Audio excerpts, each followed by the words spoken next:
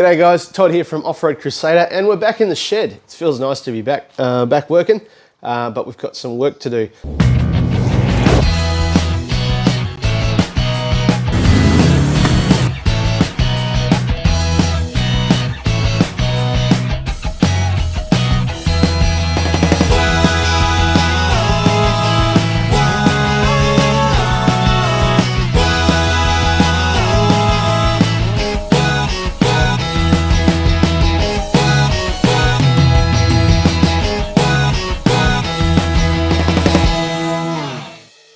If you've seen the last video, then you will know that the rooftop tent has been sold. It has gone to another couple who are going to enjoy it traveling around WA. And yeah, the alley cab's gone, a little bit bittersweet, but there is a replacement coming. All I can tell you is that it is better in every way that I can think of than my previous alley cab. And it's not an alley cab. So look, down in the comments below, leave a comment of your guess of what you think the rooftop tent might be. And look, I'll tell you what, if you make the correct guess, I will get in contact with you and send you out a little merch pack. So get down in the comments, comment what you think your guess may be. And yeah, you never know, you may receive a little goodie pack in the mail. So this episode is all about what's happening on the roof of the car. So the alley cab's gone, the crossbars are still there, they're staying. And as you also would have seen, the Fox wing is gone as well. That broke. The end spar, where all the hinges mount off of, is old. It's like a cast alloy sort of thing. It's got old, it's got brittle, it's expanded and corroded. And as such is just falling apart, and the whole awning is just gone into a little bit of disrepair, and I've decided just to get it off there and do something new. And as such, I've decided to go with a 30-second awning. So these are from an Australian company. I picked one up secondhand. They are the original 30-second awning. It's 2.7 meters long, so it's as long as the Fox wing, so give me plenty of space. And I picked it up secondhand for about 500 bucks, so I was pretty happy with that. Now, it did come with the brackets for the awning, which are essentially like an L bracket. It's basically a bit of C-channel that's been cut in half and welded at a 90-degree angle.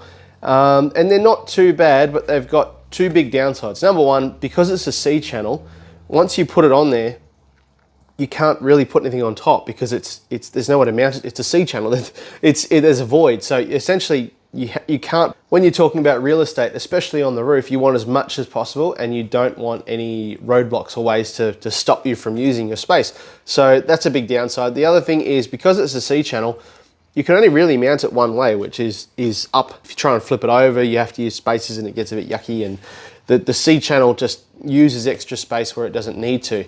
And because you can only mount it one way, the awning sits up really high.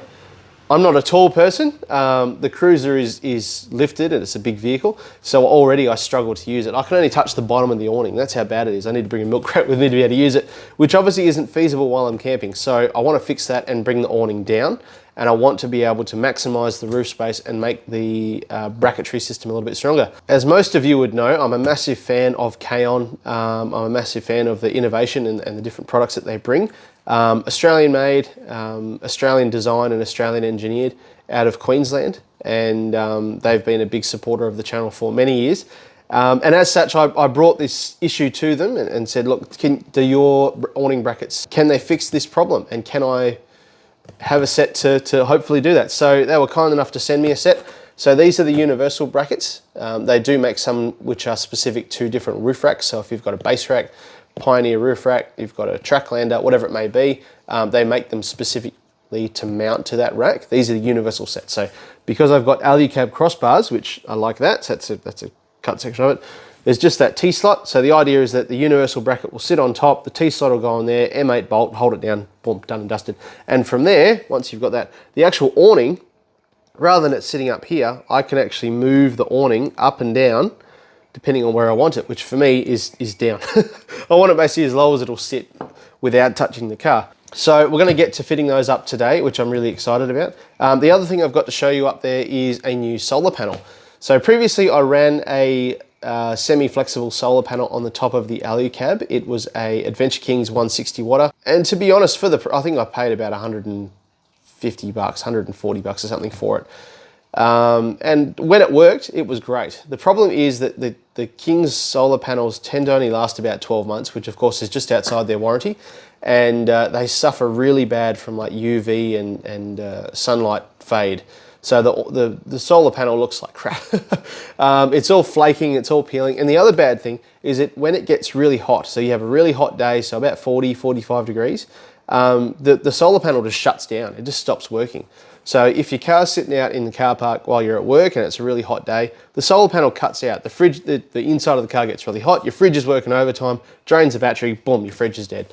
So I really don't want that. I want a product that I can rely on and that is going to give me a little bit more power. So I've decided to go for a Red Arc 200 watt fixed panel. This is now bolted down onto the crossbars using the Red Arc solar panel brackets, which are, I think, a really neat way to do it. And look, I'm pretty happy with it. It's come out really nice. The idea being that when the new rooftop tent arrives, the new solar panel will get mounted on top of the tent. So I'll still have solar and all the rest of it. But yeah, so I've just mounted it up there for now to obviously keep the fridge and everything topped up. So I'll show you all that. I've got a little video that you should be able to see either on YouTube Shorts or on Instagram Reels. It'll probably be on both. That'll be on the way showing the install of the solar panel, but that's pretty set and forget. This is much more interesting, so we're going to run through this today. So look, sit down, grab a cuppa or a coldie. I'm going to go and get the awning off the car and get the brackets off so we can change it over for these ones. And yeah, let's jump into it. It's a pretty yucky day today. There's a rain on and off, so if I'm not talking, it's because it's too loud with all the rain on the tin. So let's jump into it and get these brackets fitted up to the cruiser. Let's go.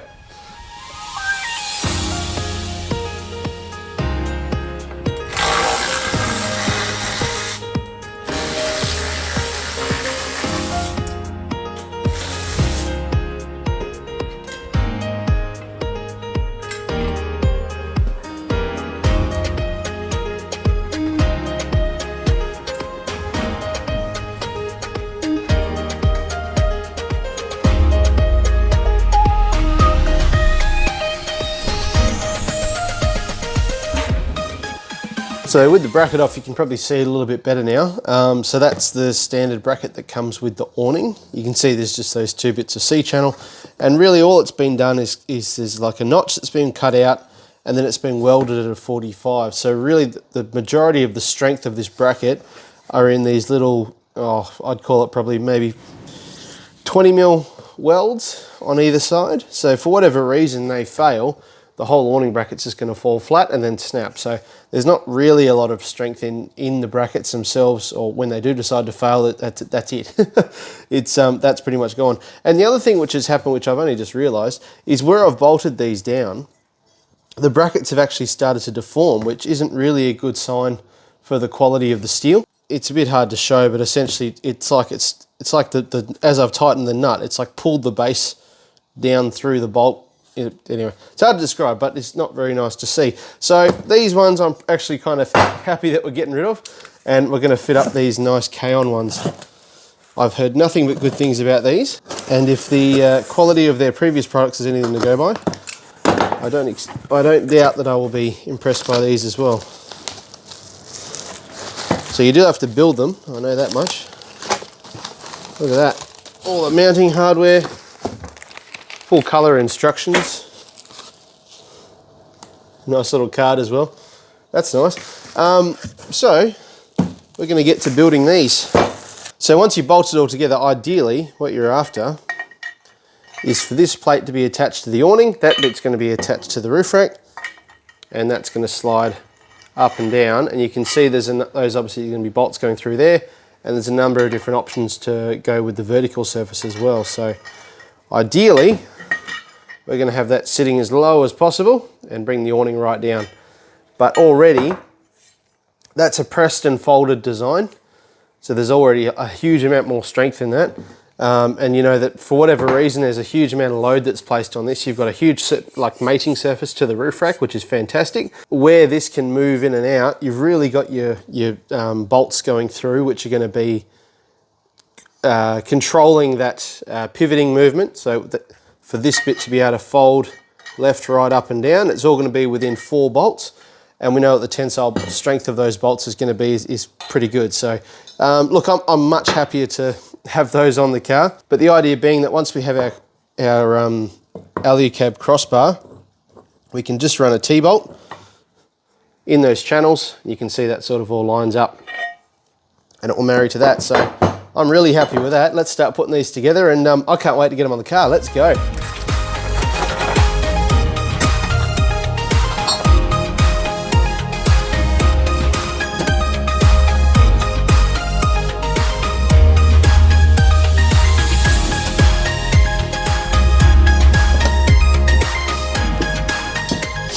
And that's our awning bracket assembled. Beautiful piece there. So as per the instructions, you're meant to use these little slide nuts, these T-nuts, to go into the channels of whatever roof rack you're putting it in. These are obviously a universal fit, and they'd probably fit on something like a Rhino rack platform. Unfortunately, with the alu-cab crossbars, the channel is narrower than these plates here. So I've got two options. I can either use the bolts that I'm using at the moment, or I can cut these down just to make them narrower so they will slide into there. The actual threaded part will slot into there quite nicely and work quite well, but I need to basically cut that down probably about, what do we reckon? Probably about 3 mil either side, and that'd slide in quite nicely. So either I can do that for, I'm guessing probably anywhere between 4 and 6 of these things, or reuse the existing one. So I think what I'll do is I'll use these two for the extra crossbar. So there's going to be 3 of these brackets connecting the awning to the roof rack. 2 of them I'll use the existing bolts that I've already got in there. That's done and dusted. And then the extra one I can use these ones and cut them down just because they are so nice. And I really want to try them out because I think those with the black hardware is just going to be fantastic. So I'm going to go and test fit this up to the back of the awning and see how it looks.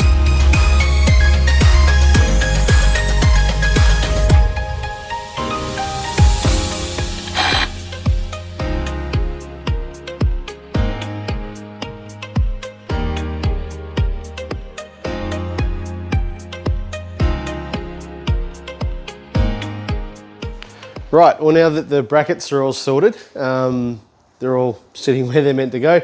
I've checked that they're all going to work sort of on the crossbars in terms of like width spacing, and they're all laid out pretty well. So now what we're going to do is basically put the awning up on the car.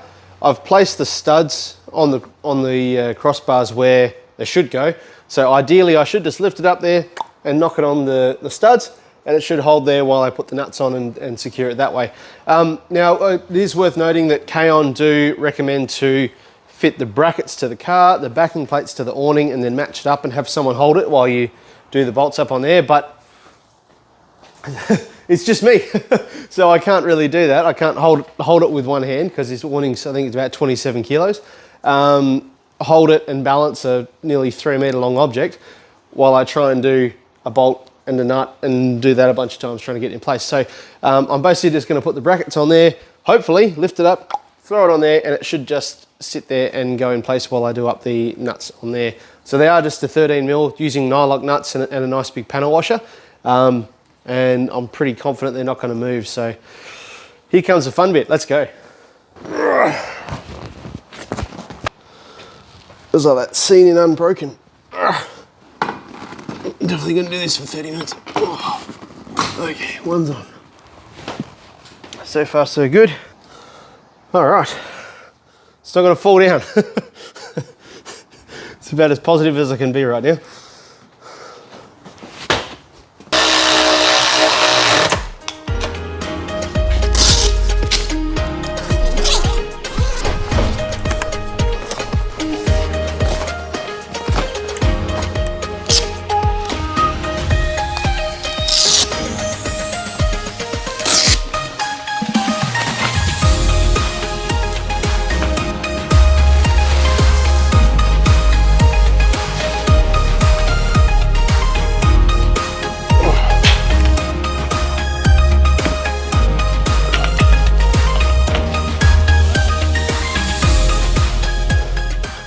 It's the first time I've had a proper freestanding 270 awning, and it's such an upgrade compared to the old Foxwing.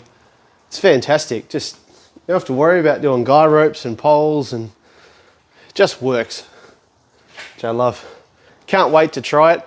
This is a second-hand awning, and unfortunately that means that it has a little bit of damage to it, but I've had a look through. There's really nothing to really worry about.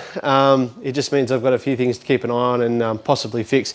So for example, the little sail track up here is broken. It doesn't hold that bit in, but as you can see, it fully tensions and it doesn't move, so I'm pretty happy with that. These bits, where it sort of holds the canvas to the arm, the stitching's come away between the canvas and the arm on the other two arms, not this one, but the other two, which is a little bit of a downside, but is what it is. And then the actual awning bag itself, it's a few little holes. There's one on the front and there's one on the back, but like behind. So that's really negligible and not really worth caring about. So is what it is. And the fantastic thing is, obviously being freestanding, I don't have to worry about poles, and I really, really like that. Overall, I'm pretty happy with that. Now, the one downside, now this is probably a downside of me being a short butt, and also just the car, is where the arms come out, it does interfere with the tailgate. I've put a little strip of like adhesive foam on the awning arm, so it's not going to scratch the car. But the downside is, because it's obviously a rigid arm, it's not moving anywhere, that's as high as my tailgate goes, which for me is not an issue. I mean, I'm short, and actually it kind of works better because I have my light closer. But you know, if I was a taller person, I would then have to go through, raise up all the brackets on the Kaon bracket, which is good to have a bracket that allows for that adjustment. But I prefer it to be as low as possible because then I can use it, which is probably more important to me.